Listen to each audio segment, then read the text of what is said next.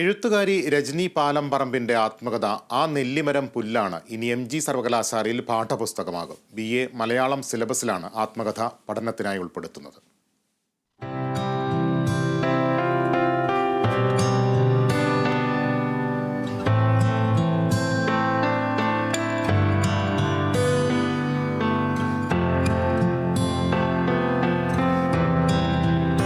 ആദ്യം കൈക്കും പിന്നെ മധുരിക്കും.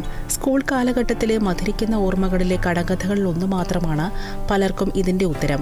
എന്നാൽ ഒരിക്കൽ പോലും മധുരിക്കാത്ത കയ്പ് പുരണ്ട നെല്ലിയും നെല്ലിമരവുമാണ് കടുത്തുരുത്തി സ്വദേശി രജനിക്ക് ജീവിതം നൽകിയ ഉത്തരം. ഒരു ദളിത് പെൺകുട്ടി തന്റെ പഠനകാലത്ത് നിറത്തിന്റെയും ജാതിയുടെയും പേരിൽ അനുഭവിക്കേണ്ടി വന്ന ദുരവസ്ഥയും അവഹേളനവുമാണ് ആ നെല്ലിമരം പുല്ലാണ് എന്ന് തന്റെ ആത്മകഥയിൽ രജനി കുറിച്ചു വെച്ചത്. നിനക്കൊക്കെ സ്റ്റൈബൻഡ് കിട്ടുന്ന പൈസയ്ക്ക് ബുക്ക് വാങ്ങിക്കാനുള്ളതാണ്, അത് കൊടുത്ത് നിനക്ക് വാങ്ങിച്ചാൽ എന്താ എന്നാണ് ടീച്ചർമാർ ചോദിക്കുക. അച്ഛന്മാർക്ക് കള്ളു കുടിക്കാനുള്ള പൈസയല്ല സ്റ്റൈബൻഡ് എന്ന് കൂടി കൂട്ടിച്ചേർക്കണം. അച്ഛൻ്റെ കയ്യിൽ പൈസ ഇല്ലല്ലോ എന്ന ടെൻഷൻ ഒരു ഭാഗത്ത്, ടീച്ചർമാരുടെ ശകാരങ്ങളും കളിയാകലും മറുഭാഗത്ത്. ഞാൻ മാനസികമായി ആ കാലഘട്ടങ്ങളിൽ തകർന്നു പോയിരുന്നു. ഭർത്താവിന്റെ മരണശേഷമാണ് രജനി എഴുത്തിലേക്ക് തിരിഞ്ഞത്. 2021 പുറത്തിറക്കിയ തന്റെ ആത്മകഥ സിലബസിൽ ഉൾപ്പെടുത്തിയതിൽ സന്തോഷമുണ്ടെന്നും ഇത്തരത്തിലൊരു ജീവിതം ഉണ്ടായിരുന്നുവെന്ന് കുട്ടികൾ അറിയട്ടെയെന്നും രജനി പറയുന്നു.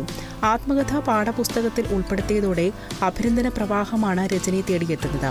പ്രതിപക്ഷ നേതാവ് VD സതീശൻ നേരിട്ട് വിളിച്ച് അഭിനന്ദനങ്ങൾ രേഖപ്പെടുത്തിയതായി രജനി പറഞ്ഞു.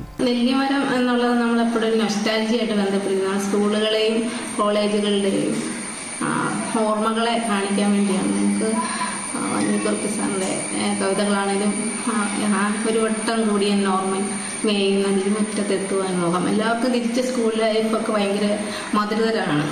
തിരിഞ്ഞു നോക്കുമ്പോൾ എന്താ അവർക്ക് ഭയങ്കര സന്തോഷവും ഒക്കെ ഉണ്ടാക്കും. പക്ഷേ എന്നെപ്പോലുള്ളൊരു സാധാരണ സ്ത്രീക്ക് സ്കൂളും കോളേജുകളൊന്നും അത്ര മധുരതരമല്ലാത്തൊരു സാഹചര്യം ഉണ്ടാക്കി തന്നിട്ടില്ല. അതുകൊണ്ടാണ് നെല്ലിമരത്തെ പുല്ലാണെന്ന് പറയാൻ ഞാൻ ആഗ്രഹിക്കുന്നത്.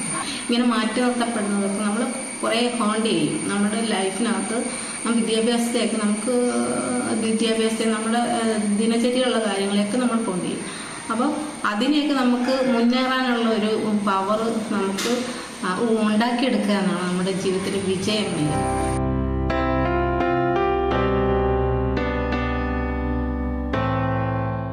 ബിഎഡുകാരിയായ രജനി ജീവിതത്തിന്റെ രണ്ടറ്റവും കൂട്ടിമുട്ടിക്കാനായി ചെയ്യാത്ത ജോലികളില്ല.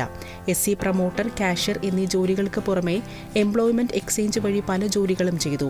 2 തവണ PSC പാസ്സായെങ്കിലും ലിസ്റ്റിന്റെ കാലാവധി കഴിഞ്ഞതിനാൽ സർക്കാർ ജോലി സ്വപ്നം മാത്രമായി. നിലവിൽ ഡിജിറ്റൽ സർവേയുടെ ഭാഗമായി ചങ്ങനാശ്ശേരിയിൽ ഒരു താൽക്കാലിക ജോലി ചെയ്തു വരികയാണ്. ആത്മകഥയ്ക്ക് ശേഷം പെൺകനൽ രേഖകൾ എന്ന പുസ്തകവും രജനി പുറത്തിറക്കിയിട്ടുണ്ട്. ഒരു ചെറുകഥ സമാഹാരത്തിന്റെ പണിപ്പുരയിലാണ് ഇപ്പോൾ രജനി. Kerala vision news, Kottayam.